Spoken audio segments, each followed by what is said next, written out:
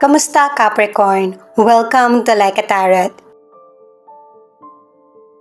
Alamin natin kung ano ang darating o kaya blessing sa taong 2025 para sa mga Capricorn.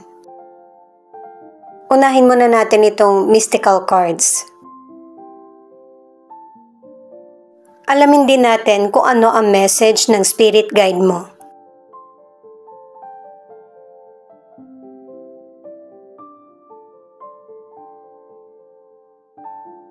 Itong dalawang mystical card ang nagsasabi na merong good news na darating sa iyo.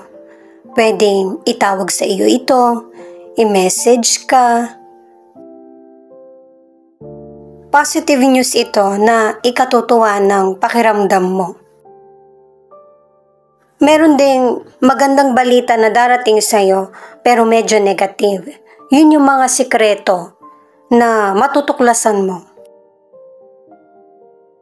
At ang dapat mong gawin ay yung gamitin yung kaisipan mo kasi yun yung magbibigay sa iyo ng power para sa solution.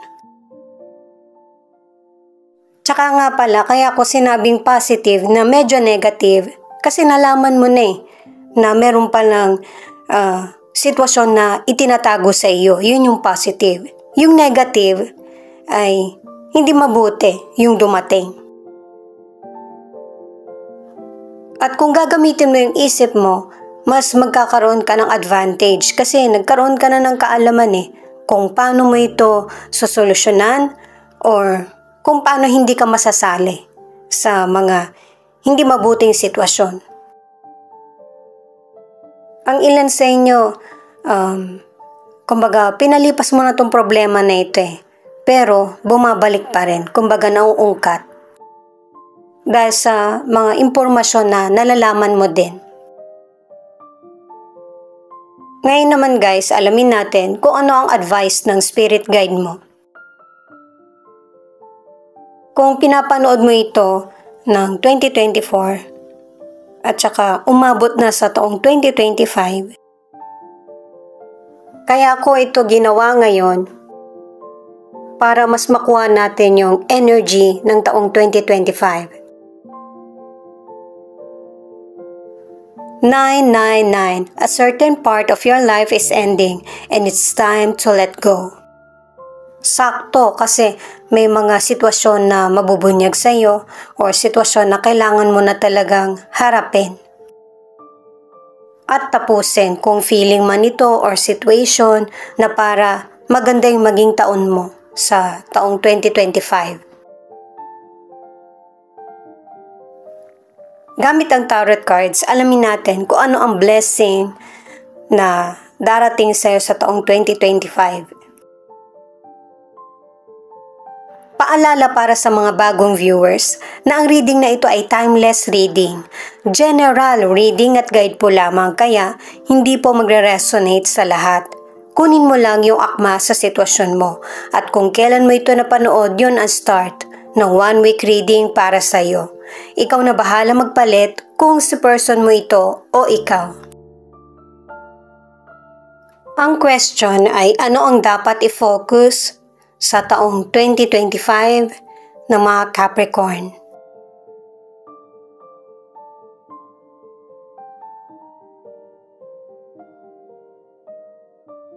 Four of Cups, the Magician, Ace of Wands. Sinasabi sa mga cards na ito na meron kang na-miss na oportunidad na akala mo yun na yung pinaka-best para sa iyo. Kasi meron pang pagkakataon na darating na mas magpapaunlad sa iyo, nakadalawang cards ka na. Ito yung sinasabi sa mystical card na ang dating positive pero negative. Pero pagkatapos ng negative, positive ulit ang darating sa iyo na mas marami kang matututunan. At saka, yung kaalaman mo, mas lalo pang lalawak. May mga pag-unlad na mangyayari sa buhay mo. Ang ilan sa inyo, mag-a-abroad ka o kaya babalik ka ulit sa ibang bansa. Sa negosyo naman, ang ilan sa inyo nakatulong yung holiday sa pagtatayo mo ng negosyo o kaya yung makilala yung negosyo mo. Yung nararamdaman mong stress, kalungkutan o kaya tingin mo may mga question sa buhay mo na hindi nagkakaroon ng kasagutan ay mangyayari na magkakaroon ng sagot. Pinaghahanda ka ng mga cards sa mga positive at negative na darating sa iyo. At lalo na yung hindi mo ikalungkot yung sitwasyon kung ano man yung dumating or mawala. Kasi yun yung mas makakabuti para sa iyo, para sa progress ng buhay mo. Na meron pang mas magandang darating kesa sa mga plano mo. Sa mga nasa relationship, ang ilan sa inyo, nagkaroon kayo ng problema ng person mo, pero isa sa inyo yung nag-iisip kung paano magkakaroon ulit ng spark ang relasyon nyo. Gusto ng person mo na magkausap kayo ng masinsinan o kaya magkaroon kayo ng date kasi tingin niya, isa rin ito sa pagkukulang niya na hindi ka nakakausap ng matagal. Lalo na't ang ilan sa inyo, single ka man or nasa relationship, ang koneksyon o relationship ay LDR. Ang ilang single naman ay nagdesisyon ka na ipaglaban yung totoong feelings mo sa person na nagugustuhan mo. Ano man ang maging desisyon ng person ay gusto mo pa rin maipaalam ang totoong feelings mo. Two of Wands, the Empress, the Devil. Ano man ang gender mo or ano man ang estado ng relasyon mo, kung ano yung mga plano mo, matutupad. Kasi sa unang cards at kahit hanggang dito pinapakita na merong travel. Pwedeng nasa ibang bansa ka na, makakabalik ka ulit, or ang ilan ay nagpaplano ka na pumunta ng ibang lugar or ibang bansa. Tuloy-tuloy yung mga achievement mo sa buhay. Yung para bang yung nanganganak. Yan kasi yung question natin kung ano yung ma-achieve mo. Marami kang ma-achieve. Kaya tuloy-tuloy ka lang sa mga minamanifest mo or dreams. Ito lang yung iwasan mo, yung mga temptation. Kasi maraming lalapit sa'yo na para makasira sa mga plano mo. Kasi may ilan na mananaig yung kalungkutan sa damdamin mo. Paglabanan mo ito na mas lalong maging close sa loved ones mo. Sa financial, napakamasinop mo. Alam mo kung ano yung dumarating at saka yung nailalabas mo na financial.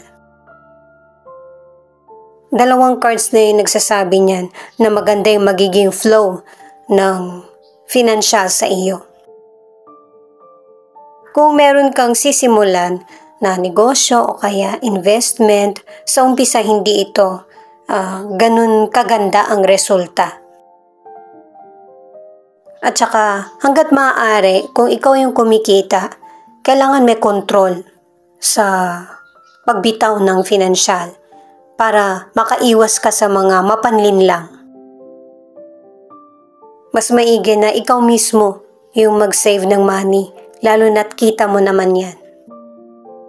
Umiwas sa gamble at saka mga risky na investment para hindi sayang yung mga ma-achieve mo. Para sa ilang single, nakadalawang cards ka na magiging maganda yung connection mo sa person, pero ang totoo, maipapakita niya sa'yo yung totoong pag-uugali niya na kailangan mo ng iwasan. Para sa mga nasa relationship naman, ang ilan sa inyo, nakadalawang cards ka na maganda yung estado ng relasyon nyo, pero susubukin nito. At anuman ang pinaniniwalaan o relihiyon mo, maging sentro ng relasyon mo ang Diyos. The Hermit, the Moon, Wheel of Fortune. Ito naman ay kung ano yung hadlang. Sa mga cards na ito, mayroon talagang sitwasyon na kailangan bigyan mo ng solusyon or pansin. At saka, kung meron mang sitwasyon na hindi mo natapos, tapusin mo na ito. May mga sitwasyon kasi na mahihirapan kang harapin, pero wala kang choice kundi tuldukan nito. Dahil sa meron ng magandang sitwasyon na mangyayari sa buhay mo, yung pag-aksyon mo na lang ang hinihintay sa mga hadlang na kailangan mong tapusin. Marami ding improvement na mangyayari sa buhay mo at saka marami kang matututunan. Para naman sa kalusugan, itong 3 cards na ito, iniingatan mo yung kalusugan mo, lalo na't holiday ngayon. May ilan sa inyo may limitasyon yung pagkain mo or pag-inom, pero kahit na ito yung gawin mo, dahil nga sa holiday, hindi ka talaga makakaiwas sa pag-aya ng kapwa mo sa iyo. Gagawin mo ito para sa pakikisama. Kung meron kang health issues, huwag mong abusuhin yung katawan mo. Mas maigi na huwag kang magpuyat at saka yung may sapat na pahinga. Ang ilan na nasa relationship, naging busy kayo ng person mo at nawalan ng time sa isa't isa. At pareho kayo naghihintay kung sino yung unang papansin. At kapag isa sa inyo ang gumawa ng aksyon, positibo ang magiging resulta. Yung saya at init ng relasyon ay muling maibabalik. Para sa ilang single, mag-ingat kasi naka-3 cards ka na merong person na hindi niya tinutotoo yung mga sinasabi niya. Nakakasalamuha mo itong person na ito. Pwedeng katrabaho mo, kakilala, o kaya kaibigan.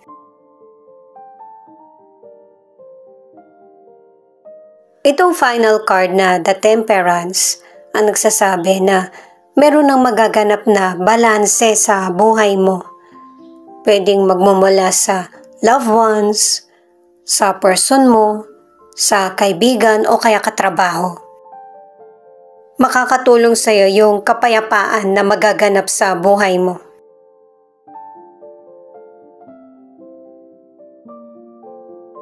Itong 6 of Pentacles ang nagsasabi na yung mga nagawa mo sa nakaraan ay merong positive result.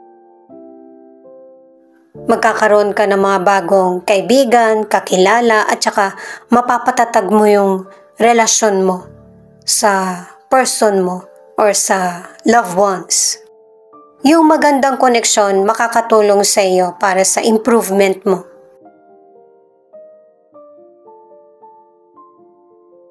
Itong 5 of Cups naman na nagsasabi na merong malungkot na sitwasyon na mangyayari sa buhay mo.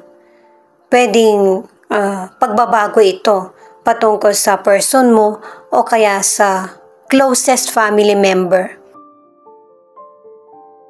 Kasi nga merong mabubunyag na sikreto at saka panlilinlang na kailangan bigyan mo ng positibo at patas na desisyon.